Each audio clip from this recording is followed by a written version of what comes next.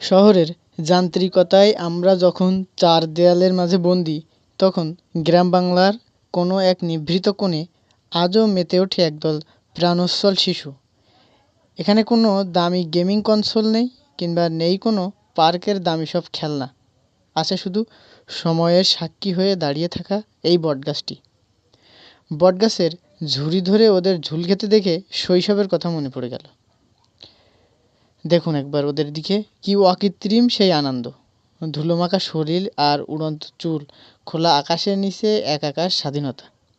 আমরা বড় হওয়ার দৌড়ে হয়তো অনেক কিছু পেয়েছি, বাড়ি, গাড়ি, আধুনিক জীবন, কিন্তু বিনিময়ে হারিয়ে ফেলেছি বটতলার সেই কাদামাটির ঘ্রাণ আর নির্ভেজাল হাসিটা। একচিলতে সুখের জন্য এখানে কোনো কৃত্রিমতার প্রয়োজন হয় না, শুধু এক মুঠো রোদ আর একচিলতে সবুজই যথেষ্ট।